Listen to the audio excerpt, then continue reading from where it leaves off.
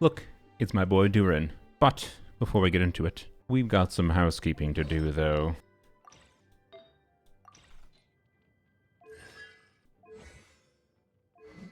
Swap her weapon to Navia, and then give her what she deserves. A debate club.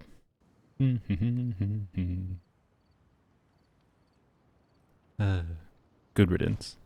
I don't think I'll technically get zero use out of Mavuika post-Durin, but overall, Durin really is what I wanted Mavuika to be.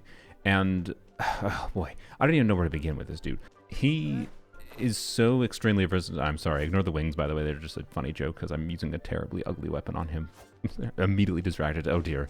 So, this dude is ridiculously versatile. And if you are someone who values having team building options like I do, my overall conclusion is that you will strongly potentially desire having Durin in order to allow you to just play whatever characters you want and have decent team options for them that allow them to adapt to different kinds of content, right? Because different kinds of enemy mechanics is a really significant factor that I think a lot of people ignore in Genshin, where, you know, you just have to bring Pyro to a team sometimes, right?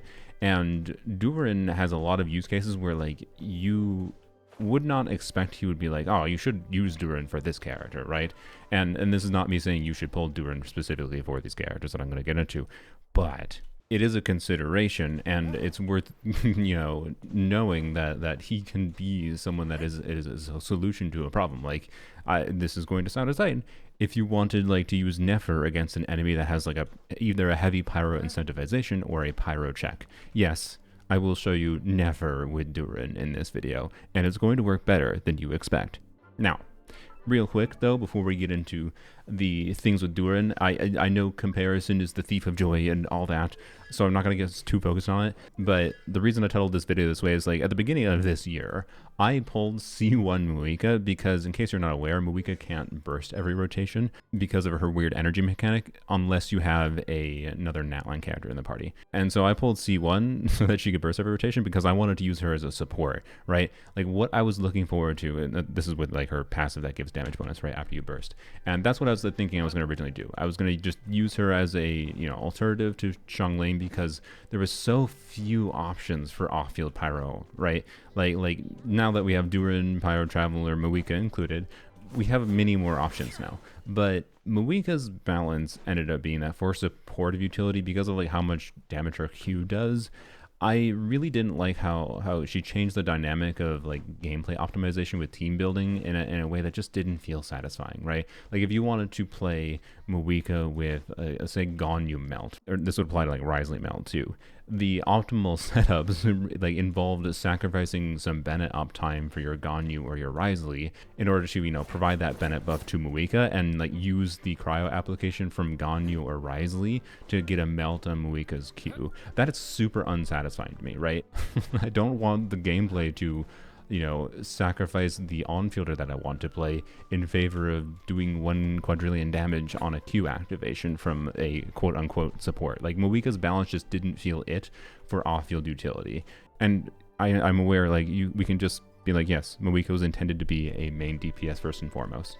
And that is fine, right? I understand that. I'm not dumb. But what I wanted last year from Mavuika was a supportive-oriented kit, a more off-field focused kit. The only thing Durin isn't that I wanted Mavuika to be is that I wanted Mavuika to be, like, a full team attack buffer, and Durin isn't that. Instead, it's just more red shred, and I would really appreciate if they released units that, you know, buffed in ways that weren't just red shred. I think I'm kind of getting sick of all the red shred buffers. Other than that, you know, Mavuika has the advantage of skill-based application, so if I want very simple application from off-field with as short of field time as possible, you know, there are cases where I probably will still use Mavuika, but they'll be way more rare, because this boy's too good. Durin is, you know, a unit that does not do 8 billion damage on his Q activation. Instead, his burst damage is all just spread out over time. He has a passive that does this, you know, interesting nuance of increasing his burst damage for, like, front-loaded hits, but it's mostly just lasts the full duration. And then he also has a passive that gives red shred to everything except for hydro or cryo. And I'm of the opinion that this is a good balanced decision, because I think this just increases some nuance to him and makes his kit much more fun to think about for team building. because he has two different modes. He has his, purity mode and his dark mode. The dark mode is the one that has a little bit higher baseline multipliers, but the hits are less frequent, except he gives himself a bunch of free reaction damage bonus, which is the same basically as like several hundred EM. Do you want to like balance the team around his personal damage more, or do you want to balance the team more around his supportive utility? In most teams, you do the supportive utility, I would say. But if what you like is just, Durin for the sake of, main DPSing Durin kind of thing, whether it be on field or off field, although normally I would say a main DPS is on field, but regardless, you would use the damage mode. And this whole nuance, and he can be played as an on-fielder. He's not like a super nuanced on-fielder or anything, but he's like one of the better on-fielders in the game if you use C6 Bennett with him. And then there's the whole nuance of the Hexarai buffs, of course, pairing him with certain other characters, which will increase his res shred, or it will increase the vaporize and melt reaction damage bonus that he gets. That's basically his whole kit. Like his whole baseline kit is pretty simple, and this is what I wanted Mavuika to be. I wanted this really versatile pyro damage dealer from off field that could do AoE pyro application, that it didn't have to be as fast as Xilonen, right? He attacks every second in his supportive mode and applies pyro every 2 seconds. That is slower than what Xilonen can do, and that's fine. That's, I think, good balance wise, that Xilonen will still have cases where she is better because she applies pyro faster. I'm not really interested that much in playing like normal main DPS Mavuika, and therefore Mavuika kind of has had her entire role replaced on my account by Durin, outside of the convenience of, Durin does have energy needs, and that's a little bit awkward. Like, I actually have found I kind of prefer a little bit more energy on him than I somewhat expected originally, which is a minor downside, but honestly, for how strong he is, I think it's perfectly fine. And I ended up deciding I liked him so much that I went for his C1. And this C1, I don't think I'm going to activate this video, but basically this turns him more into a buffing focus, and I actually plan on building him a full attack percent build, because this is a flat buff. So this is like Shenhe buff, like Lolly C1 buff. Oh, by the way, I coordinated with another YouTuber by the name of Meese, in case you have not heard of him. We are releasing the same titled video. Durin is what I wanted Mavuika to be, but he's going to be coming at it from a little bit different perspective than I am. Meese never pulled Mavuika at all. I'll have his video linked below. Feel free to check that out. This character is so freaking versatile that I cannot possibly cover every single thing in this video. I'm sure we will cover similar bases, but I don't know exactly what Meese is going to talk about. I don't know exactly what teams he's going to highlight. I'm going to go over a whole bunch of team general archetypes and examples of things that I think showcase what his strength is. I don't think he's going to be for everyone. But to finish out my final summarized thoughts before we get into all the fun specifics that I actually want to focus on for this video, the kinds of players that I think he would not be relevant for is if you are a hyper meta focused player, in the sense that you only like playing characters in their best teams. That's all you care about. You hate the idea of playing Durin with Nefer because seeing Nefer get a smaller number in your screen is super unsatisfying to you. Then don't pull him for Nefer, right? Anyways, we'll get into it. That's my overall conclusion though, is if you're a hyper meta focused player who only wants to play characters in their best teams, and you already have multiple invested premium DPS team options, you won't have as much of a need to get Durin. There is also potential, I think there's a good chance Varka might want him in the future, because in the same way that a Nefer is good for Flynn's because he is an off-field damage dealer and he can buff Anemo, right? And we know Varka's Anemo because he has an Anemo vision, but I don't know, maybe he's a physical Anemo DPS. There's all kinds of ideas we could have for a character kit that maybe Varka doesn't give two hoots about Durin, right? I just think it's a consideration. Ultimately, you're gonna have to decide what to do with your resources. As you can see, I decided what to do with my resources. I put everything into Durin. Well, okay, because I also wanted to do C6 Yehoda DPS things, and don't worry, there'll be a video about that. Although I don't advise pulling for a ton of copies of Yehoda. she's clunky. I really like her kit. She's really cool, but boy is Yehoda clunky. Anyways, and actually the reason I was able to get C6 Yehoda and C1 Durin, even if we're not going to mess around with it today, is all thanks to this video's sponsor, LDShop. At LDShop, you can get up to 30% off on your Genesis crystals. You can see there is a new user exclusive here for $68.99. After the new user coupon, generally the price that I see is about $75.46. All you need is your UID, and make sure you double check. It has a warning for you here. If you spend $80 USD in a month, you can actually claim a free monthly, Welcome Moon equivalent for whatever game. There should be a link in the description if you are interested in checking them out and saving on your top-ups. So yeah, thanks again to LDShop for enabling me to do some fun things in Genshin. I guess before I get into teams, the important things to hit on is that you just level his skill and burst, and the reason you level his skill is for his energy refunding mechanic, because he has a 70 burst cost, right? But his skill, on top of generating particles when it hits, directly refunds energy to him. So with a level 9 talent here, you can see, 70 minus 30, he functionally has a 40 energy cost. Technically, if you wanted to use like 4P's emblem and build extra energy on him and not level up the skill, it's probably something you could do. But as long as your skill is leveled up, you generally shouldn't really use 4-piece emblem on him, although it won't be technically terrible. As far as like his artifacts go, 4-piece noblesse will be best in a lot of teams right now. 2-piece, attack percent, or like 4-piece Gilded Dreams potentially. These, depending on the exact team, he could have different best artifact sets, right? If you want a dedicated build for him, just wait until Genshin 6.3, and there will be new artifacts most likely coming out for him. Weapon-wise, I'm using Jade Cutter on him, which is like his second best weapon option, but usually it is not optimal to use an attack goblet, especially an attack goblet that is not very good, but I wanted to get a little bit of extra energy on him. If you don't have like 5-star crit stat stick weapon options for him, the strong considerations for him would be Finale of the Deep can be his best weapon option if you're using him in a team where he is getting this Bond of Life cleared. If he's not, then you can get a free copy of R1 Moonweaver's Dawn from the Hisi Island world quest chain. And unironically, I'm going to consider using this on him long term. And the reason for it is it gives a bunch of attack percent. And again, I got C1 Durin, and this is a buff based on just his attack stat. I don't know. I think actually energy stats are potentially pretty valuable on him, and that also includes, weird things like energy refund from Anemo Kageuchi. But you probably won't see most people recommending that strongly. I'm at least not at the point where I think I'll use Fav, because Fav is a low base attack weapon and doesn't give any attack percent, even though it gives a lot of energy. And the reason you want attack percent, and this is without C1 Durin, right, is because he has his passive here. And this is a whole wall of text that basically his attack stat makes his burst do meaningfully more damage, right? And that buff for his passive maxes out at 2500 attack. And therefore, up until the point of hitting 2500 attack percent stats can be competitive with crit stats on him, right? Do not undervalue attack percent stats on him, but keep in mind that 2500 attack is based on, after whatever team-wide attack buffs going on, including 4-piece noblesse. But it is part of the reason that attack goblet can be much better than you might expect on him, and it also uplifts attack percent substat weapons. It also uplifts higher base attack weapons value on him, blah blah blah blah.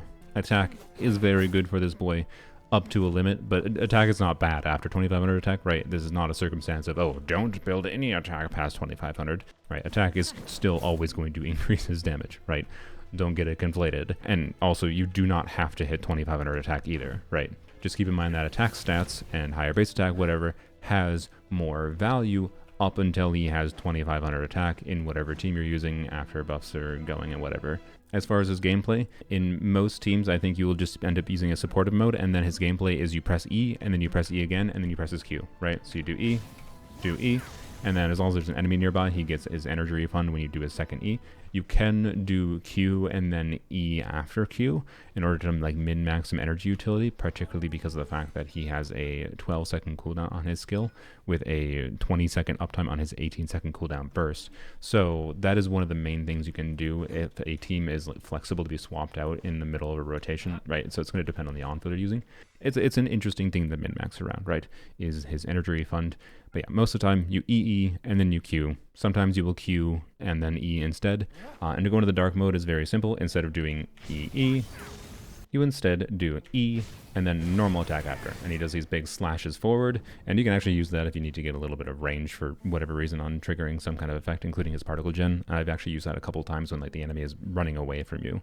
And so you can do E, normal attack, right? That puts him in his dark state, and then you Q, and there you go. Oh yes, and last little bit about his kit. So if we Q without doing any E's, it will always put him into his supportive-oriented mode, right? And we can technically do a normal attack to put him into his dark mode, but you can see we're still doing these AoE little circular pyro attacks. This is his light mode still, right? His burst will stay in light mode because he was, you know, using his burst beforehand. But if we do E normal attack Q, you can see dark mode animation. And then we have little wisps of pyro that go and attack from range. Right. But it's still a little bit of AoE damage, so technically you can still trigger like Burgeon reactions and whatnot, but it's mostly single target. The complicated thing about Durin's kit is not how you use him, it is how you build teams around him, right? Because Pyro is a strong element and has a lot of implications for team building and its ability to be used in conjunction with whatever characters against whatever enemies with whatever their mechanics are. So let's get into actual teams, and there's still going to be a bunch of yapping because the yapping is what's important. Now, Nefer is not a character, right, where you normally want to bring Pyro into the team, and the reason for that is she wants to have the bloom reaction trigger, right? Her whole gimmick is she gets Verdant Dew from the lunar bloom reaction, right? And then each time you skill, right, you can use up to 3 charge attacks to consume 1 moon per charge attack to do a bunch of lunar bloom damage directly to the enemies. That's how Nefer's whole kit works.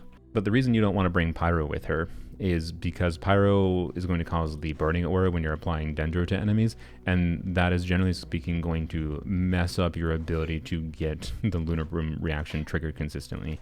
And there's ways to reduce the burning aura, like if you wanted to play a Burgeon team, you can definitely do that. I will be showing Burgeon Durin in a little bit, it's very fun. But if you have enough Hydra application or other elements that reduce the aura on the enemy, you can still get blooms triggered. And Xingqiu, I did mess around with Candace. Candace actually can work because Candace has some interesting front-loaded hydro, but I found that I think her main issue was just actually her duration wasn't long enough. And Xingqiu has, interestingly, in some ways, the opposite problem where his duration is so long that it forces longer rotations. But, and again, right, so the point of this is not like this is Nefer's best team. It isn't. You should basically never default to this unless you just want to because you like Durin and Nefer and you really want to play them together. Because you're in a situation where, like, let's say you have a really good team for one side of the Abyss, which, I don't know, is and particularly if that Abyss is, very anti-Dendro in some form. But then, you have your Nefer available, and she's if she's built well and whatever. But then that other side of the Abyss has a heavy Pyro incentivization or a straight up Pyro requirement, right? And same thing with like Stygian Onslaught. And I'm just trying to illustrate like the value of team building flexibility, because enemies, the current design of Genshin especially, is heavily around like specific enemy mechanics, and oftentimes if you don't have particular elements in your team, you might just straight up not be able to beat an enemy, right? So the value of putting Durin in the team, of course, is being able to fulfill a Pyro deck, which normally a Nefer team cannot fulfill, right? So anyways, Xingqiu, in case you weren't aware, he applies a lot of Hydro. Hopefully you know this by now if you played Genshin for a while. If you don't, you do his E and Q, and then you do normal attacks with your characters, and he applies Hydro. The main gameplay problem with this with Nefer is that Nefer is doing charge attacks, and those charge attacks do not trigger the normal attack, Hydro from Xingqiu. So what you end up having to do is weave in a normal attack, in my experience, ideally after every single Nefer charge attack, and in conjunction with doing dash cancels to try to do things a little bit faster. I think you would maybe strongly want to consider playing a prototype Amber Llama for a lot of people. Depends on your skills and how confident you are in dodging. Xingqiu I put on Serenade, by the way. I did test him a bit with Sapwood Blade. Ultimately, I just liked having more energy on him for this context, but Sapwood Blade, he's triggering a Dendro reaction off-field, and this can be a leaf that you pick up for a bunch of EM. Nefer's damage is so heavily scaled with EM that leaf can be a significant damage upgrade, right? Usually what I found I like is just applying Dendro to the enemy quick. All right, so you get a Lunar Bloom trigger there. And we do Burst, do EE. I probably should have done EEQ, but whatever. Do that, and I try to weave in normal attacks as I'm doing the rotation, and you can see, right, I already have 3 Verdant Dew. Oops, I canceled too early. And just doing a normal attack after, and, well, it died, because, we're actually doing good damage still. Crazy, right? Remember, Durin does buff Nefer. He is giving Dendro Red Shred. You definitely don't have to weave a normal attack in after every single charge attack. I just found for consistency, you usually want to. So, yeah, there you go. Let me go show it against a more tanky enemy. Alright, apply Dendro, do this. Alright, that, this, and that. Okay, and burst. I should have been normal attacking more. Ow. Alright.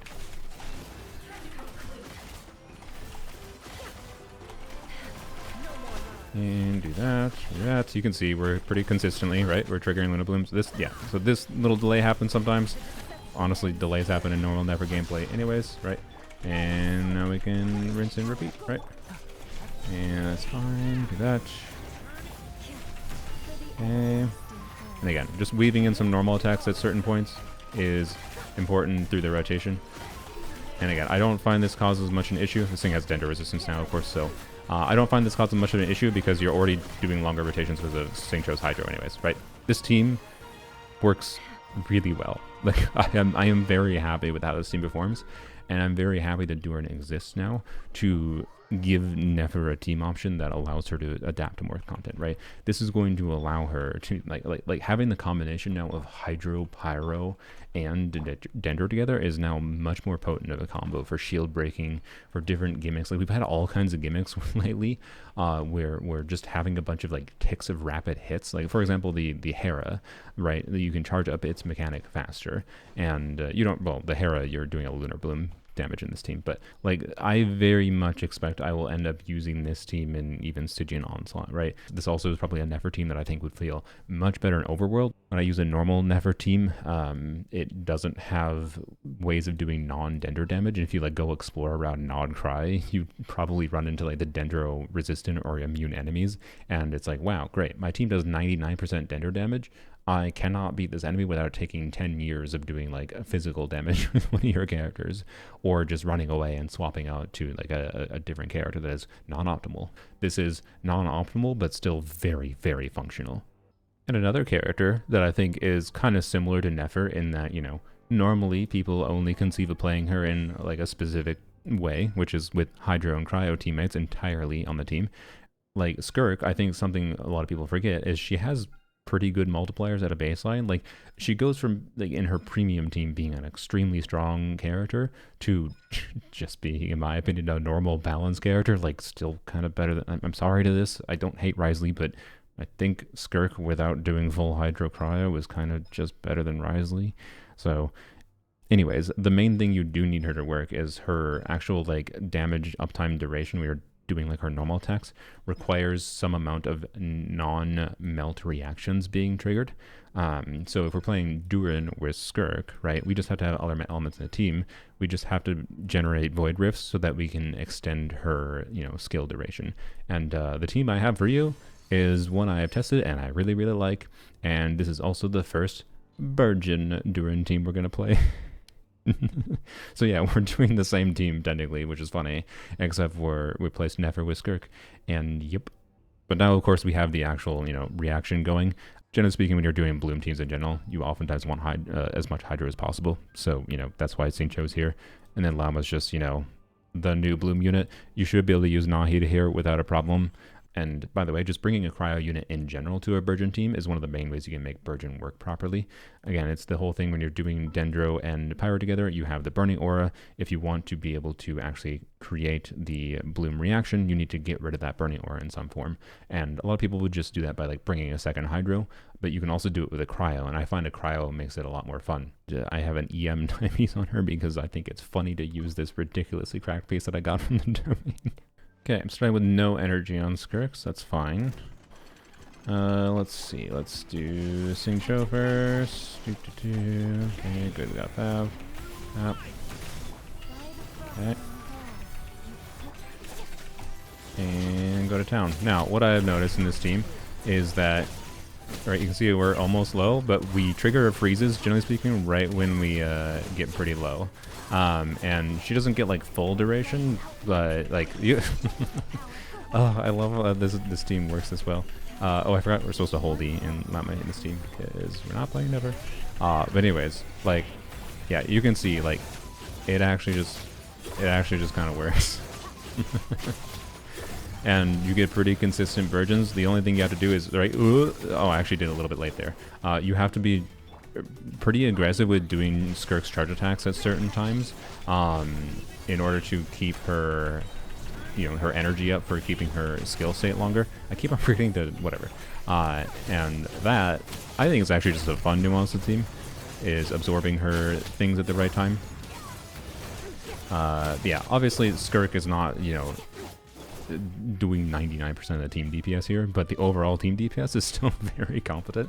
And like one thing I kind of hope for is that Columbina does enough Hydra application here to be able to work in this team in place of Xingqiu, and then I could use Ganyu to do like Ganyu burn melt on top of like Burgeons happening on the team. Like that seems super fun, does it not? Like I think having the ability to do this kind of thing, even with a character that seems like, oh, it's nonsense to do this with Skirk, right? Doing this is very viable. Now, since Durin was on a damage-oriented build, I want to show, I'm just going to put Escofia here.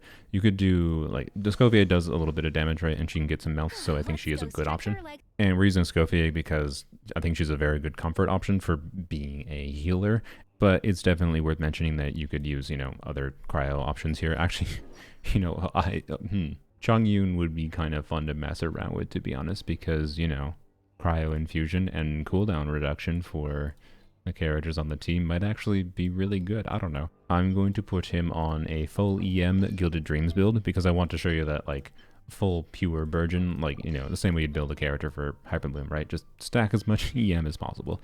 I am going to put an ER timepiece on him just because that's what probably a lot of people will end up having to do. Will depend on your weapon options a little bit, because I think if you have a Zyphos Moonlit, for example, so we can see with an R5 Zyphos, he functionally has 240 ER. That's probably way more than he needs, right? But I'm going to leave the ER timepiece on so his, Burgeon damage is more relatable. But this is actually the main reason, by the way, I level 90'd him, is because I wanted to have his, Burgeon damage min-maxed. If you don't plan on playing Burgeon Durin ever, you can probably leave him level 80 because he's the typical, attack scaling DPS where he's not going to gain a massive value from going from 80 to 90. Anyways, let's show this working. So we can do that. May as well do this to start. And that. Okay. Alright. And then we can do this. That. And I think usually you probably just on-field the Dendro unit in order to min-max her power there. Okay. Just make sure we keep up Cryo, make sure we keep up the Burgeons, of course. And we probably weren't normal attacking enough here, but obviously you can see we're getting pretty consistent Dendro core generation. And yeah, I don't know what to say, like, other than, like, yeah, it works. Something you might be noticing, though, is, like, I might be playing this wrong, right? I want to be clear. The damage build on Durin with the Skirk team was better, as far as I can tell, and I felt that in practice in Abyss too. It wasn't just testing against enemies here, right? It does seem to be better. I don't know that's specifically better to build Durin for damage, and there's some potential, right, for hybrid shenanigans, right? You could build some crit substats, for example. I guess we can test this team with Nahida, but if we're using Nahida, we should see less damage. I do have C2 Nahida, by the way, so pay more attention to the non-crits than the crit. It's possible Nahida could be better in some ways in applying more Dendro, right? Okay. Oh, god dang it. This freaking enemy. Do that, I guess. Okay. This would be a actually, you know what? Nahida would be more interesting since Nahida does an on-field EM buff. Nahida would be a little bit more interesting in the context of playing Chongyun, and then you on-field Durin, right? To get maximized Burgeon damage. Yeah, so anyways, this you can see still works. I do think it's definitely worse than when we were playing with Llama. Go figure. Llama is just the Bloom character now. But this still definitely works. And yeah, I'm sure we could play around with different Hydro units, right? The exact balance of Hydro, Cryo, whatever, right? But the formula is just have something to reduce like Cryo or more Hydro to reduce the... You can actually do Electro too, potentially, but then, you know, that changes the team dynamic potentially to be not just Burgeon, but weird mix of, you know, Hyper Blooms and Burgeons and whatever. But, you know, I actually really like... The overall point of this is I really enjoy putting Durin, but also just Pyro in general, into Dendro teams. And yeah, it's just really fun. I think as far as the characters that I would strongly recommend you actually consider pulling for Durin, like it would just make a lot of sense if you are a main of this character to pull him, right?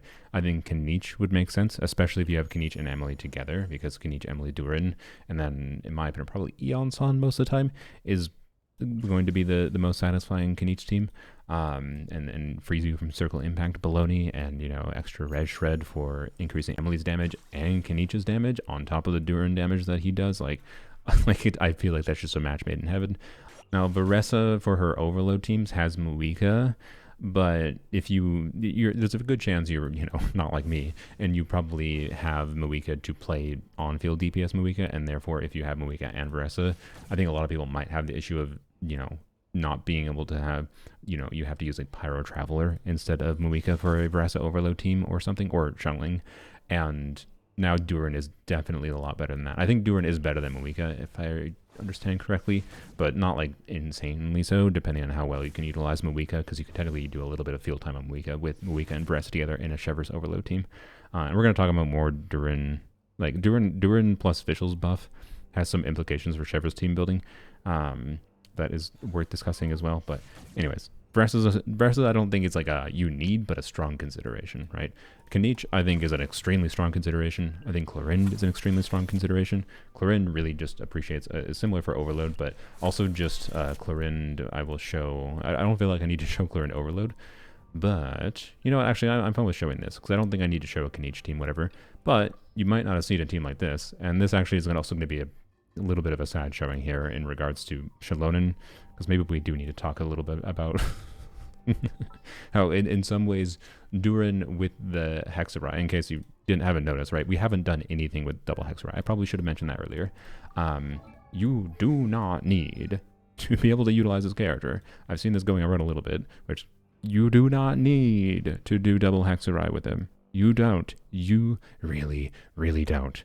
But this example is a team where you can swap out Xilonen for a Hexarite character and it's better. So yeah, let's actually show this though, because I think this is an important showing as far as both the value of Durin for, you know, being a Dendro buffer, so he can buff Emily's damage off field, he can do his own damage off field, and he can buff Clorinde's damage, right?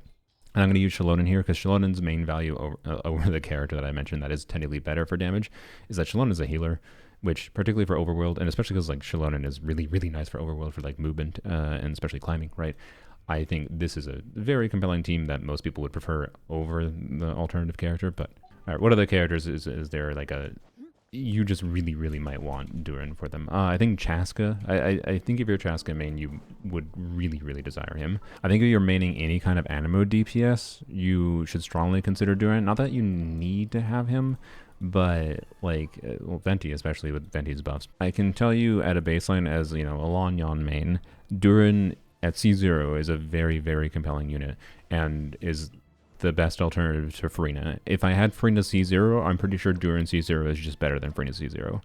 With me having a C2 Farina, Durin C0 I'd say is a very good alternative, but not objectively better. Instead, it's just like, hey, wow, finally, if I want to like feel like I'm truly making the most out of Lanyan's damage, I don't need to only use her with Farina. I now have alternatives, and that's like a interesting context too. And it's that like Durin is so versatile, even though he's a Pyro unit, that there's many contexts where even as a Pyro versus a Hydra unit, he can be better than Farina. It's just a question of whether or not you need the Hydra application for something. And in the case of a DPS Lanyan team or DPSing Anemo units, you don't usually need the Hydro unless it's for like an enemy. You don't need the Hydro for reactions in the team, right? You just have Farina because she gives damage bonus. If you have Flynn's, he's a consideration, again, like in a similar way to Nefer, but less clunky from my overall understanding.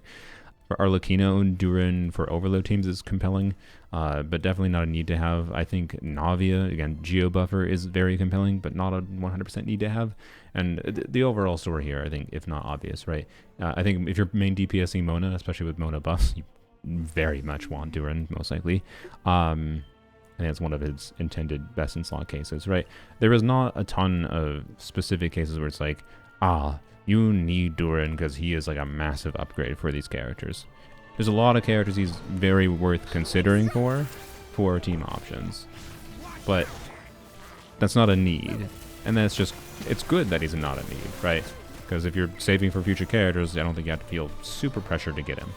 but also he just enables way more fun options for teams in the game that feel good, and he feels balanced in a way where do I want to have this conversation? I might have to make a video about this. I hate how people are using the term wheelchair. Anyways.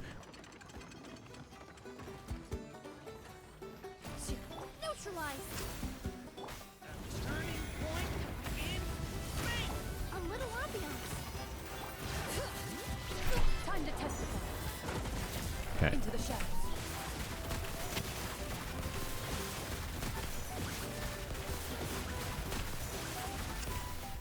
But we have to compare official to Xilonen here because a C6, this is almost, oh, she's almost dead. A C6 official, when you have the overload reaction and you have double hexerai, so we do because of Durin official, right? So what we get here is we get more red shred, so we get more Dender red shred, more pyro red shred, more Electro red shred, but we lose total red shred, right? Because Xilonen buffed more red shred. We also lose the damage buff from Xilonen C2. But what we gain by putting official here is we gain official's damage, and we get a 45% attack buff for Clorinde, right? And I would say this team feels meaningfully better. So we're comparing to a C2 R1 Xilonen here, right? Again, it's definitely harder to play. Like, I might die actually against this thing. We do that, we dodge that. Okay, we switch to Clorinde. Okay, bap. You can see Clorinde, it should be obvious this is doing quite a bit more damage. It's not like massively more, mind you. But yeah, I don't know. Take of that what you will. Official Durin combo pushes out Xilonen in this team for anything other than healing comfort. I'm going to use normal DPS Lanyan. Durin in place of Frina, right? That's the main thing I want to show, because I think this is just, this team core of Bennett Farazan is something you could consider with Xiao, you could consider it with Wanderer, right? Whatever, you know, DPS Lynette instead of DPS Lanyan. The point here is just to showcase that Durin can do some damage and do some Anemo buffing, and it's pretty compelling. And by the way, yes, DPS Lanyan is one of the main reasons I wanted C1 Durin. I'll do that. Oh, don't hit yet. Okay, yep, we can get 90k there. And bam. What weapon do I have on you right now? Oh, oops, I don't have sack rigs on her. So that made her do more damage with her 2 skills there, but anyway, so you can see in the 1 rotation there, I did pretty dang good damage. You know what? I will show the Emily team too. The reason I want to show the Emily team, I'm not going to use this artifact set on her right now because I don't feel like changing my build, but 4P's Reverie, right? This artifact set gives you attack percent and damage bonus when you have burning going on. And I want to mention that because that would be Lanyan's best artifact set for her personal damage in this team. It would also be Durin's best artifact set right now, funnily enough. Right, because a bunch of damage bonus and attack percent, that'd be better than 2P's and whatnot. And Bennett is normally on Noblesse, right? Alright, so again here, wish to mention, this is not with the Reverie set, so there is more damage than could be gotten out here. Yep.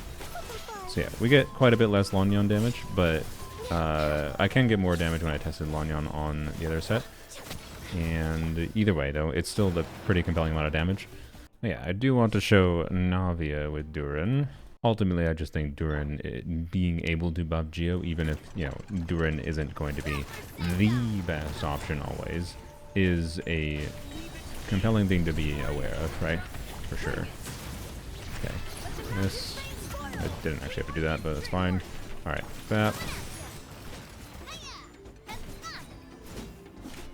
And bap.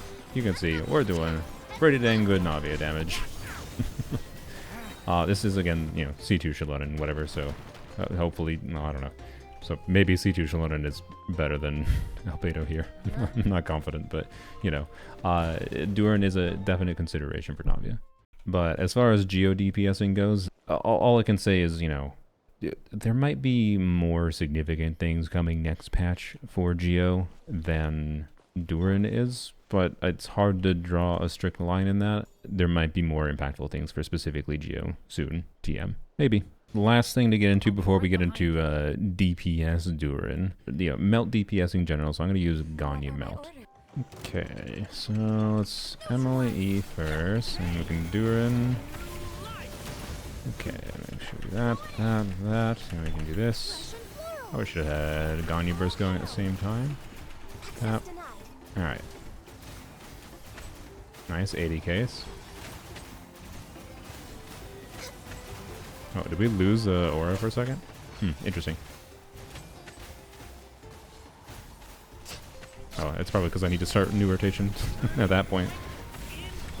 Okay, maybe the burst does cause some minor problems then. That's unfortunate. Alright. That would mean though the burst is definitely very good for if you're gonna do Burgeon melt. Anyways, obviously this performs pretty well. Like I am completely happy with how this team performs. If you don't have Emily, you can use Nahida, who's just going to be more buffing focused for Ganyu. Would this work? This might work. Alright. This.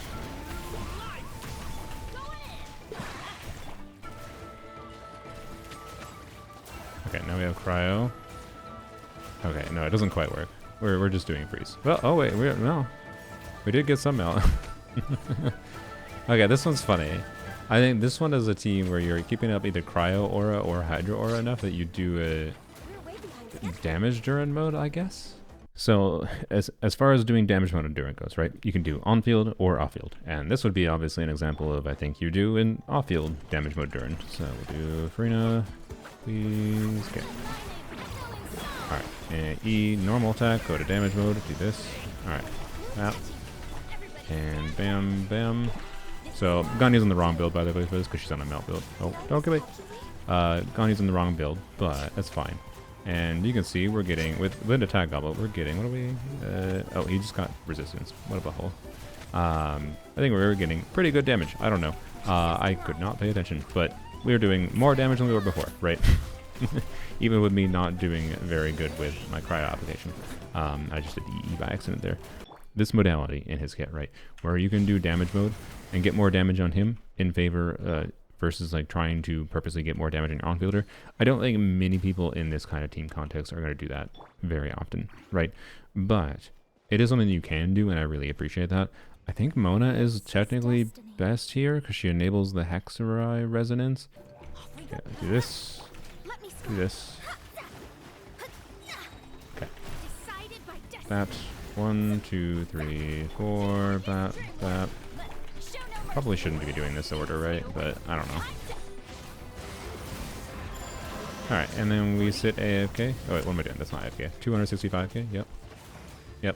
Okay, this was definitely not the optimal rotation.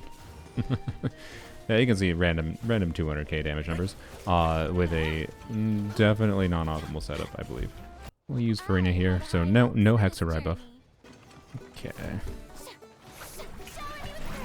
That. Right. And it. Bam. Okay. Normal attacks. And bam. What are we getting? 150,000? Yeah. Oh, I'm doing a little bit too many charge attacks, I think. But anyways, you can do charge attacks and normal attacks with C6 Bennett to get additional on-field damage. His charge attack multiplier is actually pretty good. My charge attack is level 1, by the way. And again, build not really min-maxed around this team properly. So, yep. On-field Durin worked pretty well. I want to do Mona and Farina together. Haven't tried this. Okay. Again, I think figuring out the rotation with Mona is weird, but let's do like the ow. Do that. This. How about we do this? Okay, and we do 1, 2, 3, 4. And die. Do we still have the buff? This buff's still applied. Alright, let's go. Oh, what now? Why are you pyro resistant? Yeah, we are actually just doing too much damage here. That's the problem. Try those again. I'm just gonna not do Durin Burst until after I get all the buffs up. So do Mona. Do this. 1, 2, 3, 4. Don't die. Ooh boy. Okay. That. Alright. Okay, we got 200k and it's, yeah, okay. We're doing, yeah, ridiculous damage. This is with it going into pyro resistance. Oh no, into hydro resistance mode. That's actually good. So, Alright, I'm gonna try Bennett verse this time for funsies. Alright, 1, 2, 3, 4. Okay. Yeah, 200k. This is ridiculous. Like, he's just straight up one of the better on-field pyro DPSs in the game with C6 Bennett, and has varying options for doing overvape with Fischl, with a Nefer. C6 Bennett is kind of a non-starter, and you want some form of hydro, and yeah, I don't know, right? And again, this is not with the proper like min-max build around this team. This dude has so much versatility in any of his playstyles. It's like you can play him on-field DPS, you can play him off-field maximized DPS with like the numbers we were getting. You can play him all in the support mode. I don't know. He has too many things going on. I don't like at this point. I have been recording for over 2 hours. I have no idea how long this video is going to be, but I've maybe shown enough. I guess it's worth talking about a little bit how, you know, the faction buff thing means maybe they're just going to try to change Genshin's like team building by like buffing old characters and buffing like a Knights of Livonia's faction and a Liyue faction, an Inazuma faction, right? Maybe they're just going to turn most characters in the games having these faction buffs, and there might be so many buffs conjunction that like if you're playing a character without having their faction buff enabled, maybe they will just not be a compelling choice in the future. But I don't know. I'm going to evaluate not on the hypotheticals of what might be 2 years from now and more what things are right now. And right now, Durin is extremely versatile without doing, you know, the faction buff. He becomes meaningfully stronger with the faction buff to a degree that, you know, he starts pushing him plus a 4-star character that most people have, Fischl, or, you know, other random like combos like with Albedo, whatever. Can push out very compelling versatile units that released last year, like Xilonen. Xilonen's problem though is that she's a versatile unit that just buffs, whereas now, you know, we're having units like Durin that do a bunch of damage and buff and have modality for how they can be, you know, doing different kinds of damage or different amounts of buffing in different teams.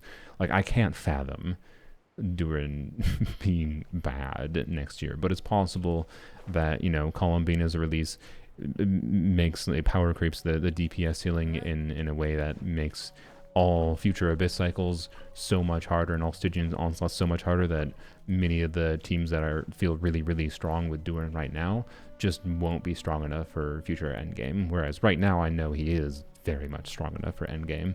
Anyways, I do think like the overall balance of how they've been releasing stronger and stronger characters does make it feel, and in particular how they're releasing like super best in slot buffers, like Lama for Nefer kind of thing. Those kinds of characters end up making versatile characters a little bit less valuable the longer you play and the more of the highly specialized niche characters you get, right?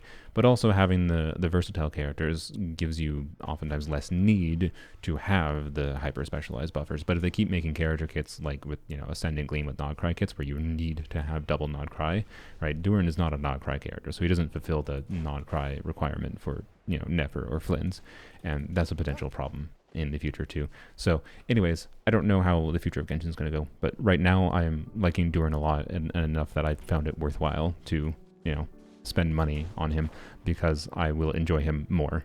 I didn't have to do that. I got him without spending money at a baseline, but I chose to because I think I will enjoy the video game more, and that's where it's at for me. And also I like purple, so maybe that's all it comes down to.